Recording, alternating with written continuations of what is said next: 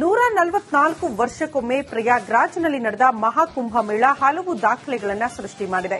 ಅದೇ ಕುಂಭದ ಬಗ್ಗೆ ವಿಪಕ್ಷಗಳು ಟೀಕಾ ಪ್ರಹಾರ ನಡೆಸಿದ್ವು. ಆದರೆ ವಿಪಕ್ಷದಲ್ಲಿರುವ ನಾಯಕರೊಬ್ಬರು ಮಹಾಕುಂಭ ಹಾಗೂ ಯೋಗಿ ಸರ್ಕಾರದ ಸುವ್ಯವಸ್ಥೆಯ ಬಗ್ಗೆ ಪತ್ರದ ಮೂಲಕ ಪ್ರಶಂಸೆ ವ್ಯಕ್ತಪಡಿಸಿದ್ದಾರೆ. ಈ ಕುರಿತ ರಿಪೋರ್ಟ್ ಇಲ್ಲಿದೆ ನೋಡಿ.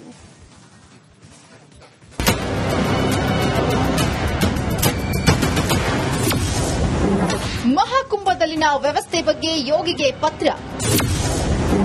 ಸದನದಲ್ಲಿ ಡಿಕೆಶಿ ಬರೆದ ಪತ್ರ ಓದಿದ ಸಿಎಂ ಯೋಗಿ. 45 ದಿನಗಳ ಕಾಲ ನಡೆದ ಜಗತ್ತಿನ ಅತಿ ದೊಡ್ಡ ಧಾರ್ಮಿಕ ಕಾರ್ಯಕ್ರಮಕ್ಕೆ ಸಾಕ್ಷಿಯಾಗಿದ್ದು ಪ್ರಯಾಗ್ರಾಜ್ನಲ್ಲಿ ನಡೆದ ಮಹಾಕುಂಭಮೇಳ. ಹಿಂದೂಗಳ ಹಬ್ಬದಲ್ಲಿ ಕೇವಲ 45 ದಿನದಲ್ಲಿ ಬರೋಬ್ಬರಿ 65 ಕೋಟಿ ಭಕ್ತರು ಸೇರಿದ್ರು. ಮಹಾಕುಂಭಮೇಳ ಹಾಗೂ ಅಲ್ಲಿನ ವ್ಯವಸ್ಥೆ ಕುರಿತು ವಿಪಕ್ಷಗಳು ಸೇರಿದಂತೆ ಹಲವರು ಟೀಕಾ ಪ್ರಹಾರ ನಡೆಸಿದ್ರು.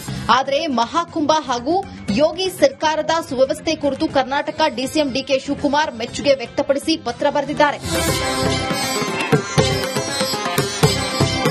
ಮಹಾಕುಂಭದಲ್ಲಿ ಸ್ನಾನ ಮಾಡಿದ್ದಲ್ಲದೆ ಅಲ್ಲಿನ ಸಂಪೂರ್ಣ ವ್ಯವಸ್ಥೆ ಬಗ್ಗೆ ಡಿಕೆ ಶಿವಕುಮಾರ್ ಉತ್ತರ ಪ್ರದೇಶ ಸಿಎಂ ಯೋಗಿ ಆದಿತ್ಯನಾಥ್ಗೆ ಪತ್ರ ಬರೆದಿದ್ದಾರೆ. ಉತ್ತರ ಪ್ರದೇಶದ ಅಸೆಂಬ್ಲಿಯಲ್ಲಿ ಡಿಕೆಶಿ ಹೆಸರು ಪ್ರಸ್ತಾಪಿಸಿದ್ದಾರೆ. ಡಿಕೆಶಿ ಬರೆದ ಪತ್ರವನ್ನ ಯೋಗಿ ಸದನದಲ್ಲಿ ಓದಿದ್ದಾರೆ. हमारे कुछ विपक्षी दलों से जुड़ी हुई राज्य सरकारों के भी नेता प्रयागराज महाकुंभ में आए थे और उन्हीं में है उनमें डिप्टी सीएम कर्नाटक. उन्होंने लिखा कि इस पवित्र आयोजन के लिए सभी आयोजकों को धन्यवाद. यह किसी के भी जीवन का एक ऐतिहासिक क्षण है. सरकार ने यहां आए करोड़ों लोगों के लिए जो व्यवस्था की है यह कोई छोटा काम नहीं है. सरकार ने अच्छा काम किया है. मैं महाकुंभ का हिस्सा बनकर के बहुत खुश हूं. उत्तर प्रदेश सरकार के वरिष्ठ मंत्री मुझसे मिलने बेंगलोर आए थे. उन्होंने मुझे महाकुंभ में शामिल होने का निमंत्रण दिया. मेरे लिए शानदार अनुभव था. ಮಹಾಕುಂಭ ಮೇಳದ ಬಗ್ಗೆ ಎಐಸಿಸಿ ಅಧ್ಯಕ್ಷ ಮಲ್ಲಿಕಾರ್ಜುನ ಖರ್ಗೆ ಟೀಕೆ ಮಾಡಿದ್ರು.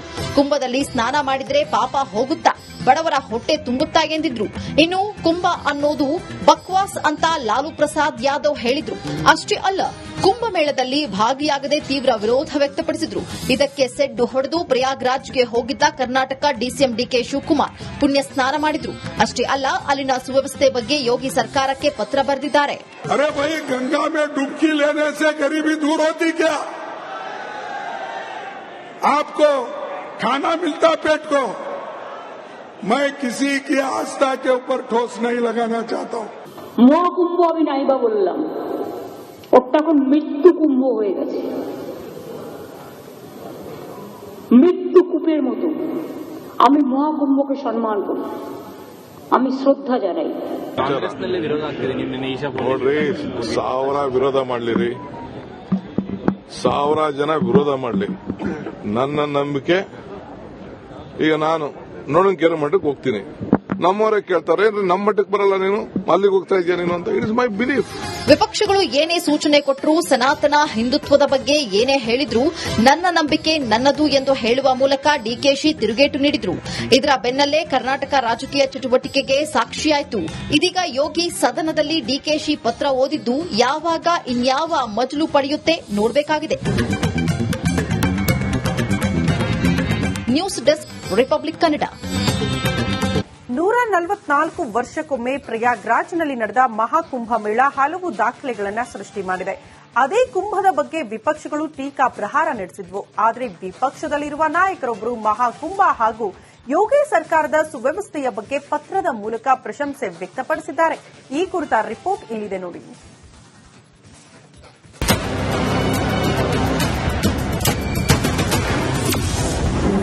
ಮಹಾಕುಂಭದಲ್ಲಿನ ವ್ಯವಸ್ಥೆ ಬಗ್ಗೆ ಯೋಗಿಗೆ ಪತ್ರ.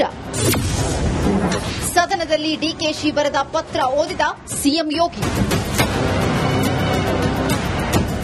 45 ದಿನಗಳ ಕಾಲ ನಡೆದ ಜಗತ್ತಿನ ಅತಿ ದೊಡ್ಡ ಧಾರ್ಮಿಕ ಕಾರ್ಯಕ್ರಮಕ್ಕೆ ಸಾಕ್ಷಿಯಾಗಿದ್ದು ಪ್ರಯಾಗ್ರಾಜ್ನಲ್ಲಿ ನಡೆದ ಮಹಾಕುಂಭಮೇಳ.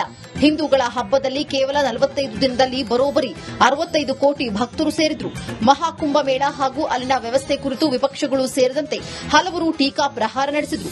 ಆದರೆ ಮಹಾಕುಂಭ ಹಾಗೂ ಯೋಗಿ ಸರ್ಕಾರದ ಸುವ್ಯವಸ್ಥೆ ಕುರಿತು ಕರ್ನಾಟಕ ಡಿಸಿಎಂ ಡಿಕೆ ಶಿವಕುಮಾರ್ ಮೆಚ್ಚುಗೆ ವ್ಯಕ್ತಪಡಿಸಿ ಪತ್ರ ಬರೆದಿದ್ದಾರೆ. ಮಹಾಕುಂಭದಲ್ಲಿ ಸ್ನಾನ ಮಾಡಿದ್ದಲ್ಲದೆ ಅಲ್ಲಿನ ಸಂಪೂರ್ಣ ವ್ಯವಸ್ಥೆ ಬಗ್ಗೆ ಡಿಕೆ ಶಿವಕುಮಾರ್ ಉತ್ತರ ಪ್ರದೇಶ ಸಿಎಂ ಯೋಗಿ ಆದಿತ್ಯನಾಥ್ಗೆ ಪತ್ರ ಬರೆದಿದ್ದಾರೆ. ಉತ್ತರ ಪ್ರದೇಶದ ಅಸೆಂಬ್ಲಿಯಲ್ಲಿ ಡಿಕೆಶಿ ಹೆಸರು ಪ್ರಸ್ತಾಪಿಸಿದ್ದಾರೆ. ಡಿಕೆಶಿ ಬರೆದ ಪತ್ರವನ್ನ ಯೋಗಿ ಸದನದಲ್ಲಿ ಓದಿದ್ದಾರೆ. हमारे कुछ विपक्षी दलों से जुड़ी हुई राज्य सरकारों के भी नेता प्रयागराज महाकुंभ में आए थे और उन्हीं में है उनमें डिप्टी सीएम कर्नाटक. उन्होंने लिखा कि इस पवित्र आयोजन के लिए सभी आयोजकों को धन्यवाद. यह किसी के भी जीवन का एक ऐतिहासिक क्षण है. सरकार ने यहां आए करोड़ों लोगों के लिए जो व्यवस्था की है यह कोई छोटा काम नहीं है. सरकार ने अच्छा काम किया है. मैं महाकुंभ का हिस्सा बनकर के बहुत खुश हूं. उत्तर प्रदेश सरकार के वरिष्ठ मंत्री मुझसे मिलने बेंगलोर आए थे. उन्होंने मुझे महाकुंभ में शामिल होने का निमंत्रण दिया. मेरे लिए शानदार अनुभव था. ಮಹಾಕುಂಭ ಮೇಳದ ಬಗ್ಗೆ ಎಐಸಿಸಿ ಅಧ್ಯಕ್ಷ ಮಲ್ಲಿಕಾರ್ಜುನ ಖರ್ಗೆ ಟೀಕೆ ಮಾಡಿದ್ರು. ಕುಂಭದಲ್ಲಿ ಸ್ನಾನ ಮಾಡಿದ್ರೆ ಪಾಪ ಹೋಗುತ್ತಾ, ಬಡವರ ಹೊಟ್ಟೆ ತುಂಬುತ್ತಾ ಎಂದಿದ್ರು. ಇನ್ನು ಕುಂಭ ಅನ್ನೋದು ಬಕ್ವಾಸ್ ಅಂತ ಲಾಲು ಪ್ರಸಾದ್ ಯಾದವ್ ಹೇಳಿದ್ರು. ಅಷ್ಟೇ ಅಲ್ಲ, ಕುಂಭಮೇಳದಲ್ಲಿ ಭಾಗಿಯಾಗದೆ ತೀವ್ರ ವಿರೋಧ ವ್ಯಕ್ತಪಡಿಸಿದ್ರು. ಇದಕ್ಕೆ ಸೆಡ್ಡು ಹೊಡೆದು ಪ್ರಯಾಗ್ರಾಜ್ಗೆ ಹೋಗಿದ್ದ ಕರ್ನಾಟಕ ಡಿಸಿಎಂ ಡಿಕೆ ಶಿವಕುಮಾರ್ ಪುಣ್ಯ ಸ್ನಾನ ಮಾಡಿದ್ರು. ಅಷ್ಟೇ ಅಲ್ಲ, ಅಲ್ಲಿನ ಸುವ್ಯವಸ್ಥೆ ಬಗ್ಗೆ ಯೋಗಿ ಸರ್ಕಾರಕ್ಕೆ ಪತ್ರ ಬರೆದಿದ್ದಾರೆ. अरे भाई, गंगा में डुबकी लेने से गरीबी दूर होती क्या? आपको खाना मिलता पेट को. मैं किसी की आस्था के ऊपर ठोस नहीं लगाना चाहता हूं. মহাকুম্ভ আমি নাইবা বললাম, ওটা এখন মৃত্যু কুম্ভ হয়ে গেছে, মৃত্যু কূপের মতো. আমি মহাকুম্ভকে সম্মান করি, আমি শ্রদ্ধা জানাই.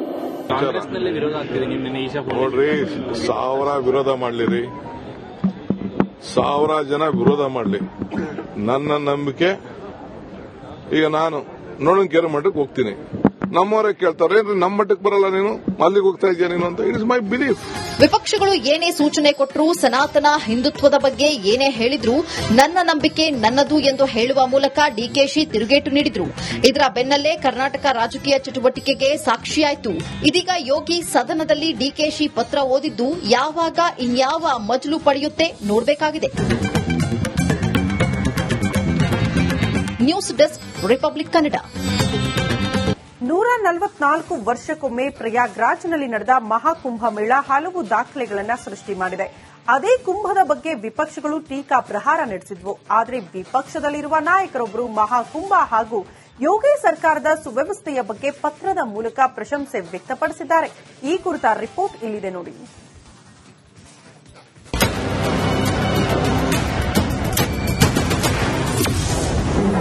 ಮಹಾಕುಂಭದಲ್ಲಿನ ವ್ಯವಸ್ಥೆ ಬಗ್ಗೆ ಯೋಗಿಗೆ ಪತ್ರ.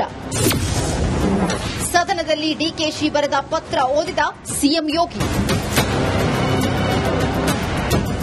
45 ದಿನಗಳ ಕಾಲ ನಡೆದ ಜಗತ್ತಿನ ಅತಿ ದೊಡ್ಡ ಧಾರ್ಮಿಕ ಕಾರ್ಯಕ್ರಮಕ್ಕೆ ಸಾಕ್ಷಿಯಾಗಿದ್ದು ಪ್ರಯಾಗ್ರಾಜ್ನಲ್ಲಿ ನಡೆದ ಮಹಾಕುಂಭ ಮೇಳ. ಹಿಂದೂಗಳ ಹಬ್ಬದಲ್ಲಿ ಕೇವಲ 45 ದಿನದಲ್ಲಿ ಬರೋಬ್ಬರಿ 65 ಕೋಟಿ ಭಕ್ತರು ಸೇರಿದ್ರು. ಮಹಾಕುಂಭ ಮೇಳ ಹಾಗೂ ಅಲ್ಲಿನ ವ್ಯವಸ್ಥೆ ಕುರಿತು ವಿಪಕ್ಷಗಳು ಸೇರಿದಂತೆ ಹಲವರು ಟೀಕಾ ಪ್ರಹಾರ ನಡೆಸಿದ್ರು. ಆದರೆ ಮಹಾಕುಂಭ ಹಾಗೂ ಯೋಗಿ ಸರ್ಕಾರದ ಸುವ್ಯವಸ್ಥೆ ಕುರಿತು ಕರ್ನಾಟಕ ಡಿಸಿಎಂ ಡಿಕೆ ಶಿವಕುಮಾರ್ ಮೆಚ್ಚುಗೆ ವ್ಯಕ್ತಪಡಿಸಿ ಪತ್ರ ಬರೆದಿದ್ದಾರೆ.